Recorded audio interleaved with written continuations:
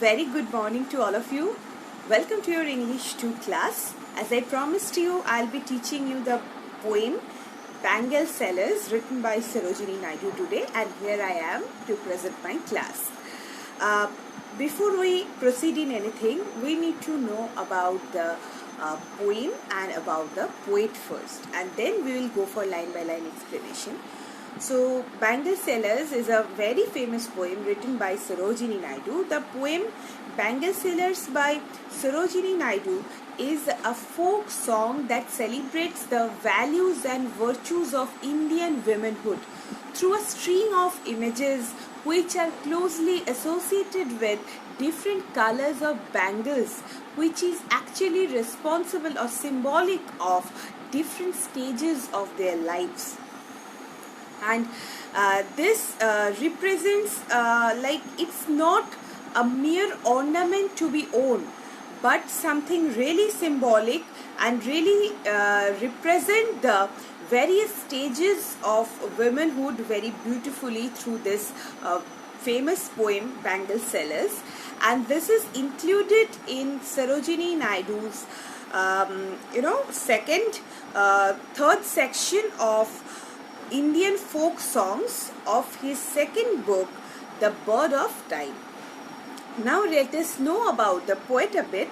Sarojini Naidu, as we all know, was a great patriot and a freedom fighter and modern poet of modern India.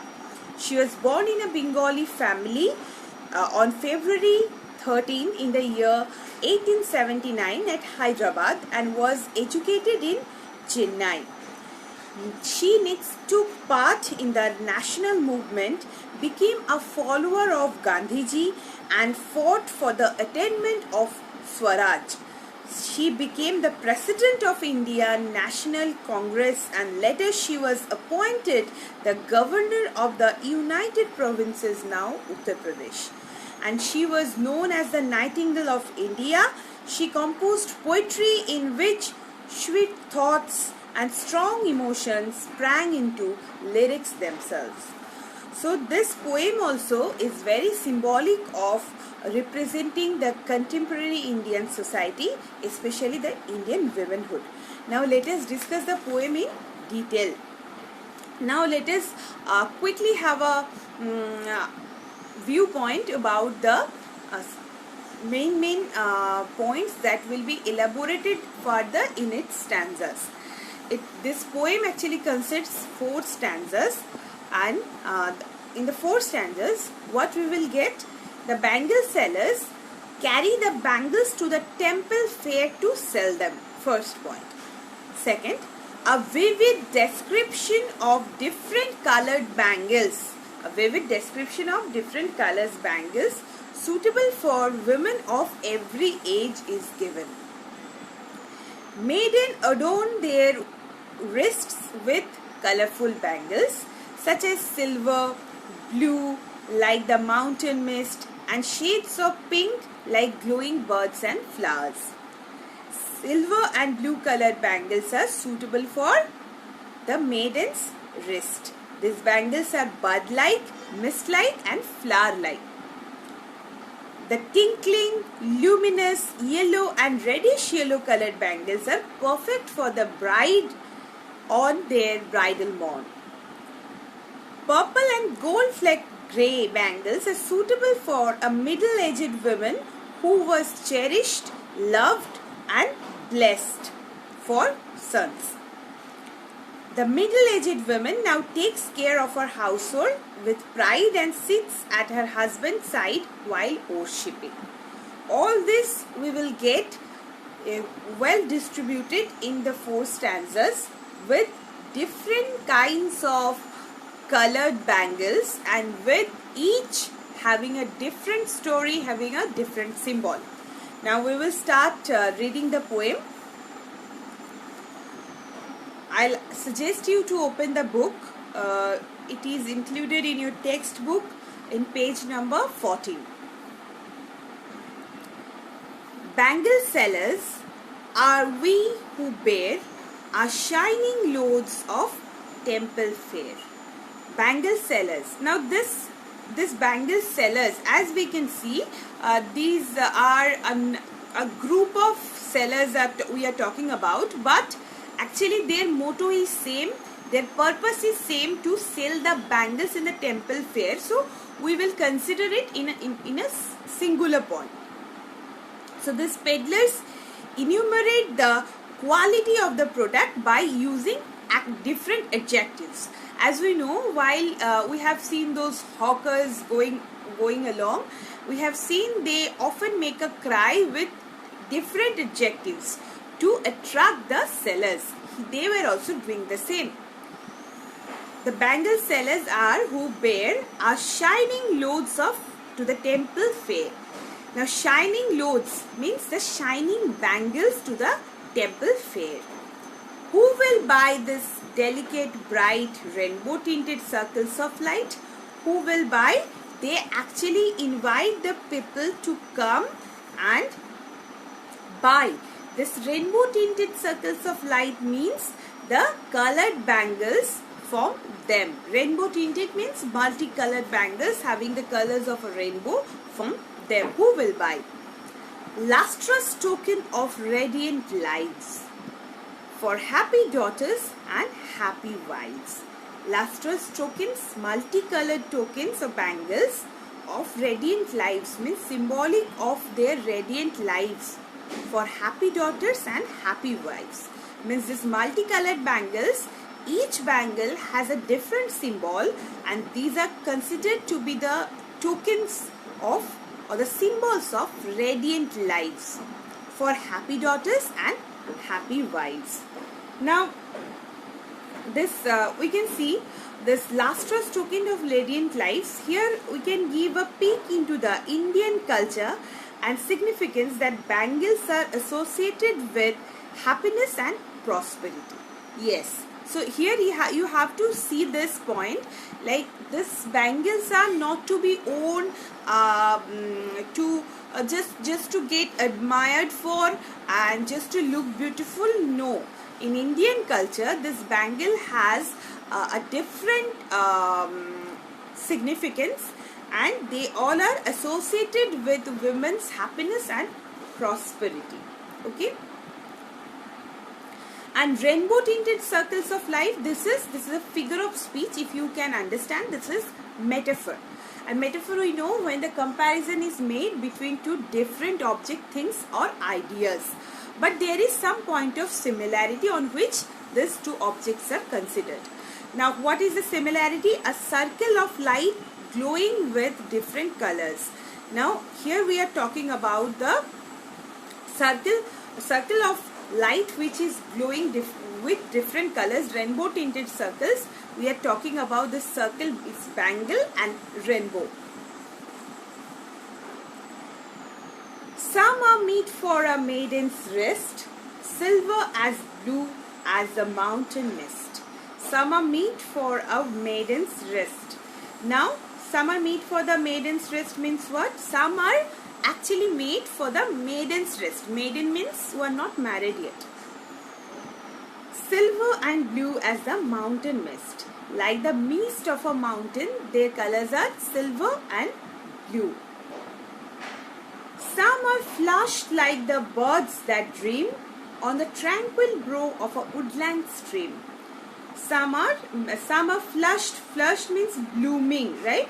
So some are flushed. This is actually suggestive of the blooming beauty of a glowing age.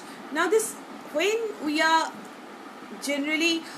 growing up with every stages of our lives, we know how to flush and how to live a dream. So it is actually symbolic of the growing age that is blooming. Okay, this is the blooming beauty of a growing age on the tranquil brow of a woodland stream. Means some bangles are like the birds, they are going to bloom on a woodland stream. Some are aglow with the bloom that cleaves to the limpid glory of newborn leaves. Means some are blazing, some are aglow means some are blazing, some are of blazing colors with bloom that cleaves. Means cleave means adding, which is adding to the limpid glory of newborn leaves, which is adding to the beauty of the limpid glory, means coherent glory of newborn leaves, means the freshness of unmarried girl, means some are adding to the beauty of the unmarried girl who are not to be married yet, and they are like the fresh leaves. The freshness is still retained. Okay, so this whole stanza we can understand it is talking about the maidenhood. Okay, and different colored bangles are worn by women in different phases of their life, and this particular stanza actually stands out to show the youthful and unmarried stage of the women. The next stanza, some are like fields of sunlit corn, means some bangles are like fields of sunlit corn. Sunlit corn, the color will be definitely golden yellow. So some are like golden yellow colored bangles, meet for a bride on her bridal morn. Now these bright yellow colored bangles are worn on the very day of the marriage, in the very morning of their marriage. Some like the flame of our marriage fire, or rich with the hue of our heart's desire. Means some are like the flame of our marriage fire. Means this marriage fire, how is the color? That is reddish yellow. The color when the ceremony is being actually the ceremony takes place, we have seen this, there is a fireplace which is producing fire, and it is generally yellow, reddish yellow type of color. So here we are talking about that flame of our marriage fire, means the reddish yellow bangle. It is representative of the sacredness of marriage, or rich with the hue of our heart's desire. Or we can see it is red in color, it is very rich, as it is filled with the heart's desire. Whose heart's desire? The women who are not married yet. They are desiring something. They have some hidden desire at their hearts, and they know they are actually very excited to leave that. So that passion is being reflected through the red color.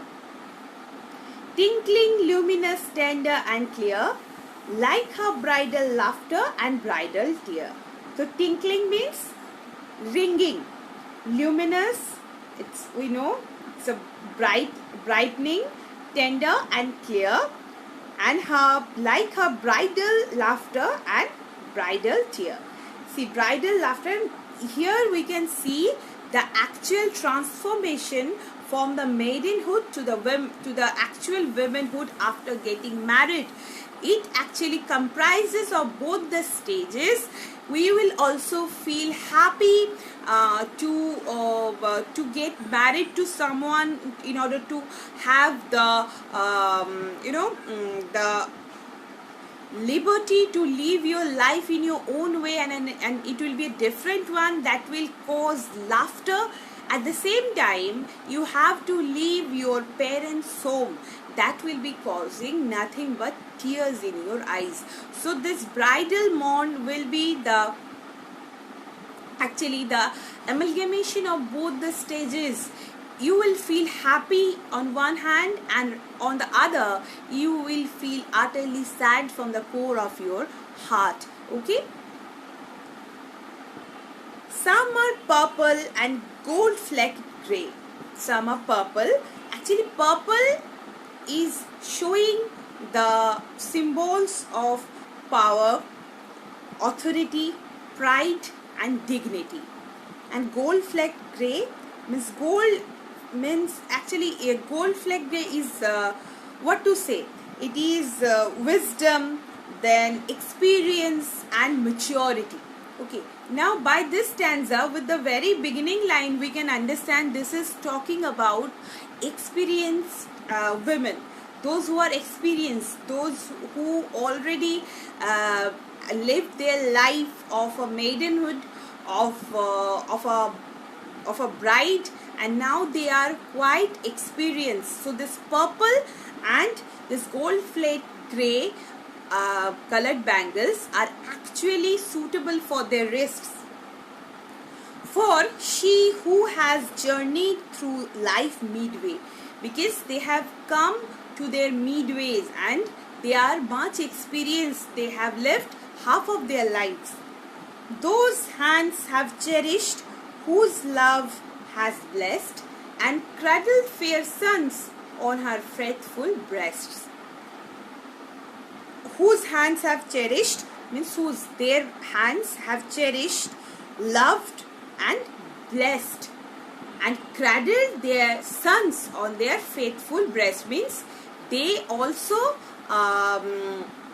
experienced the stage of a motherhood, okay, because they cradled, they loved, they blessed their son in their faithful breast. Now this son, by this we can understand it is a satirical reminder of the acceptance of the preference for a male child in an Indian society and that time and that age. So we are not talking about, see, Sarojini Naidu is not talking about the daughters. Rather, she has deliberately written sons because this was the general acceptance in the Indian society at that time, and in some cases we can find this incident also. Nowadays, it also prevails, we can say. So they already lived their half of their lives, and they already cradled, blessed, loved their sons at their faithful breasts. Means they were faithful at their duties. And serves her houseful in fruitful pride, and worships the gods at her husband's side. So here we are talking about the traditional stereotype of women. These women have fulfilled their household duties with pride and commitment, and showed devotion to God with sincere prayer alongside their husband. Here the poet actually extols the qualities of a good wife and mother.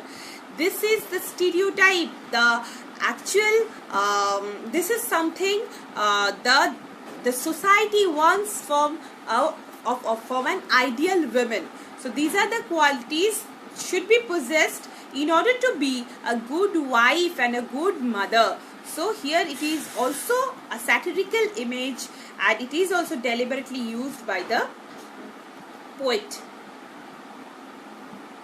Actually, we can say this is actually a celebration of femininity or the female form, and it acknowledges the part of the bangle sellers in customs and traditions of India.